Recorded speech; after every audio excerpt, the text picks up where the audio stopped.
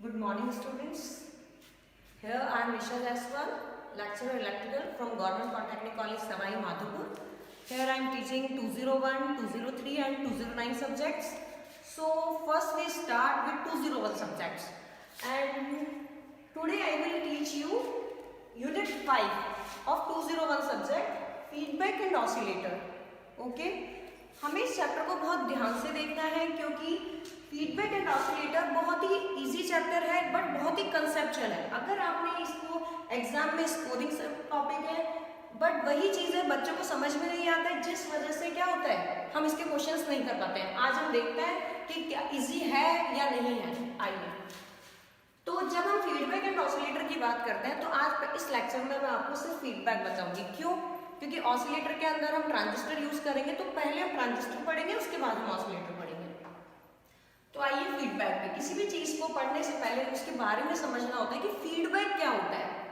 Okay, तो feedback क्या होता है? फीडबैक वह प्रक्रिया है जिसमें किसी डिवाइस की आउटपुट ऊर्जा का कुछ भाग पुनः इनपुट में दे दिया जाता है। जनरली हम फीडबैक किसे कहते हैं? जैसे क्या होता है, टीचर आपको क्लास में पढ़ा रहा है, कोई फीडबैक फॉर्म बच्चे स्कूल्स में भरवाया जाते थे ना कि फीडबैक कैसा है, किसी ने कोई काम किया, हाँ भाई इसका फीडबैक क्या है। तो मतलब उसने जो आउटपुट आपको दिया उससे रिटर्न में आपको उस आउटपुट को देख के डिसाइड करना है कि फीडबैक क्या होता है। इसी तरह से ये भी कुछ उसी टाइप का है।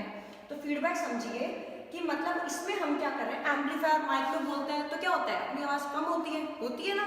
लेकिन क्या होता है, जब हम एम्पलीफायर यूज करते हैं तो गेन की वजह से हमारा साउंड बहुत तेज हो जाता है, उसी को कहते हैं एम्पलीफायर। मान लो मैंने इनपुट में दिया कुछ और एम्पलीफायर लगा के उसे आउटपुट में दे दिया। अब फीडबैक क्यों काम में ले रहे हैं, फीडबैक की क्या जरूरत पड़ी, डायरेक्टली हम ऐसे ही सर्किट को कर लेते हैं। तो ये सारे क्वेश्चंस बहुत हमारे मन में आते हैं। तो पहली बात तो क्या है, अब दोबारा देखिए नॉर्मल जो इसकी डेफिनेशन है उस पर जाते हैं। हमने फीडबैक वैसे तो समझ लिया, हमारी लैंग्वेज में क्या है। इसमें देखिए, जिसमें किसी डिवाइस की आउटपुट ऊर्जा का कुछ भाग पुनः इनपुट में दे दिया जाता है। कुछ भाग, इस पे गौर फरमाइएगा। ये एम्पलीफायर का आउटपुट आ रहा है, तो देखो इसको मैंने एग्जांपल से भी समझाया है। पहले तो क्या था, इनपुट था, एम्पलीफायर था, आउटपुट था। आउटपुट को मैं किसमें लेके गई, फीडबैक सर्किट में, और उसके बाद इसको मैंने इनपुट में दे दिया। इनपुट में देने के दो तरीके थे, पॉजिटिव नेगेटिव। अब ये पॉजिटिव नेगेटिव क्या है वो देखिए। तो पहले समझते हैं इनपुट। मान लो ये सब वोल्टेज हुआ है, इनपुट में क्या दे रही हूँ मैं, लेट मैंने सपोज किया मैं 10 वोल्ट दे रही हूँ, ठीक है 10 वोल्ट दिया। आउटपुट में लेट सपोज एम्पलीफायर से, मतलब उसने क्या किया, आपके वोल्टेज को कितना बढ़ा दिया, 5 गुना। तो एम्पलीफायर की वैल्यू होगी कम से कम यहाँ पर A = 5 होगा। तो ये आउटपुट क्या आया, A × VI which is equal to 5 × 10। तो ये कितना हो गया, 50 वोल्ट। ठीक है बच्चों, अब देखिए ये 50 वोल्ट हो गया, फीडबैक सर्किट में आया। तो देखिए अब फीडबैक में कोई मतलब इक्विपमेंट लगा हुआ है, वो क्या करता है 0.1 टाइम कर देता है उसको, 0.1 टाइम्स। तो फीडबैक में कुछ है ऐसा, मान लो फीडबैक में m रखा हुआ है, तो वो इसको क्या कर देता है 0.1 से मल्टीप्लाई, किसको, आउटपुट को। अब देखेंगे समझेंगे।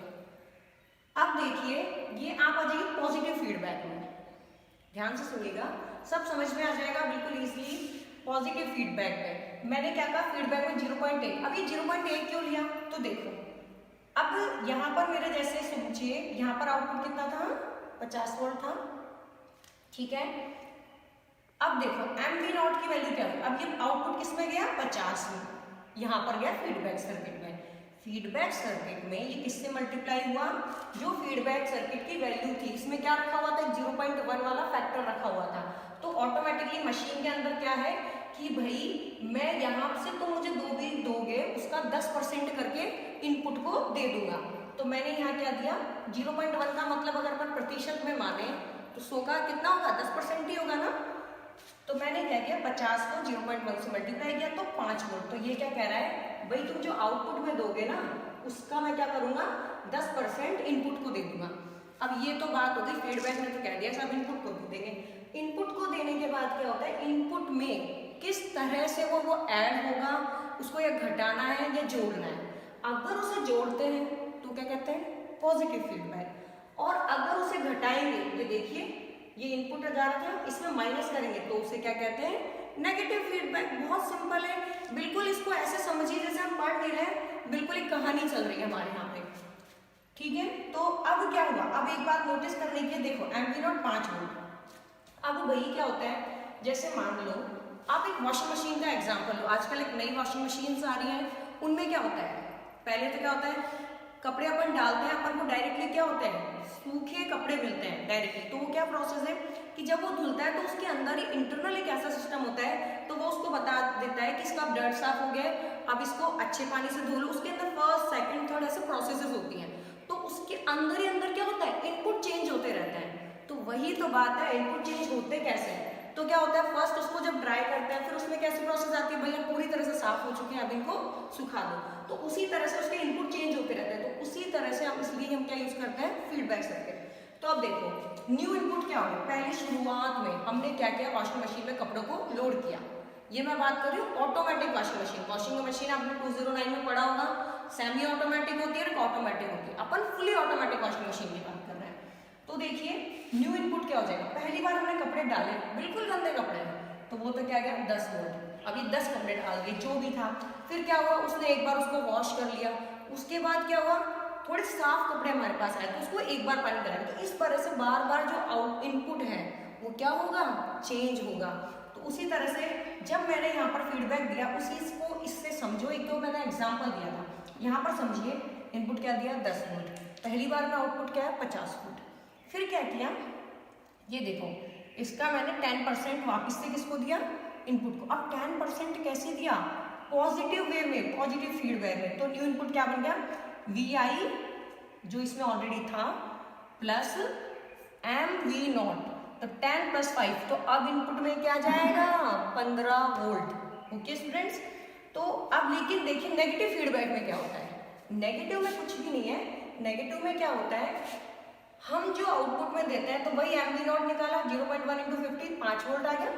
तो न्यू इनपुट क्या होगा, इसमें क्या है, अपने प्लस माइनस नेगेटिव साइन लगाया, तो इसमें क्या होगा 10 तो इनपुट का, और यहाँ से MV0 क्या है 5 होगा, 10 - 5 5 वोल्ट। आपको समझ में आया, कुछ भी नहीं था, पॉजिटिव मतलब दोनों जुड़ गए, नेगेटिव मतलब जो मेरा फीडबैक आया उसको मैं क्या करूंगी, इनपुट में से घटा के दूंगी। अब देखिए, अब हम बात कर लेते हैं कि पॉजिटिव फीडबैक कहाँ काम आता है, पॉजिटिव फीडबैक और नेगेटिव फीडबैक के डिफरेंसेस क्या क्या हैं। तो देखो अब आ जाओ, आपने समझ लिया है। तो जब फीडबैक इनपुट सिग्नल के फेज में हो, तो है फेज में प्लस हो रहा है तभी कहते हैं। जब फीडबैक नेगेटिव की बात करें तो क्या होता है, जब फीडबैक इनपुट सिग्नल के विपरीत हो, ठीक है। नेम की बात करें तो इसको क्या कहते हैं, रीजनरेटिव, क्योंकि वो क्या हो गया, जुड़ गया, तो रीजनरेट और हो गया, या डायरेक्ट फीडबैक। इसकी बात करते हैं डीजनरेटिव, मतलब घट गए, रिवर्स, क्योंकि उल्टा लगा है, यहाँ प्लस था तो यहाँ क्या लगा है माइनस। अब भाई ये पॉइंट आते हैं, ये इंपॉर्टेंट है, इनको भी हम डिस्कस करेंगे डीपली। अभी तो मैं आपको सिर्फ ऐसे ही बताऊंगी, इसको जब नेक्स्ट लेक्चर में दूंगी फीडबैक का, तो उसमें आपके आ जाएगा कि ये कैसे हुए। अभी तो आपको लग रहा होगा मैम होंगे कैसे, तो अभी बस आप ये देखिए, पॉजिटिव की वजह से क्या होता है, गेन इंक्रीज हो जाता है, नॉइस इंक्रीज हो जाती है, स्टेबिलिटी इंक्रीज हो जाती है। अब एक बात बताइए, अगर मैं एम्पलीफायर यूज कर रही हूँ, अगर उसमें नॉइस, साउंड राउंडिंग नॉइस बहुत ज्यादा आएगा, तो एम्पलीफायर अच्छा होगा क्या, खर खर खर आवाज आती नहीं। तो इसलिए जनरली हम क्या करते हैं, नेगेटिव फीडबैक वाला नेगेटिव फीडबैक ही एम्पलीफायर में यूज करते हैं। उसमें क्या होता है, उसका गेन तो डिक्रीज होता है, लेकिन उसका नॉइज लेवल भी डिक्रीज हो जाता है। और हमें नॉइज लेवल, हमारी फर्स्ट इंपॉर्टेंट रिक्वायरमेंट है एम्पलीफायर में, और उसकी स्टेबिलिटी इंक्रीज हो जाती है। तो इसलिए हमने क्या करा, यूज्ड इन एम्पलीफायर। और पॉजिटिव फीडबैक को किसमें यूज किया, used in oscillator. Okay students, अब नेक्स्ट आप देखेंगे, ये आपको समझ में आया पॉजिटिव नेगेटिव फीडबैक। अब क्या कह सकते हैं कि जो फीडबैक होता है, एक तो इस तरह से हम डिवाइड कर सकते हैं, किसी भी चीज के हम कई तरह से पार्ट कर सकते हैं। अब दूसरा देखिए, फीडबैक की गई क्वांटिटी के अनुसार फीडबैक दो तरह के हो सकते हैं।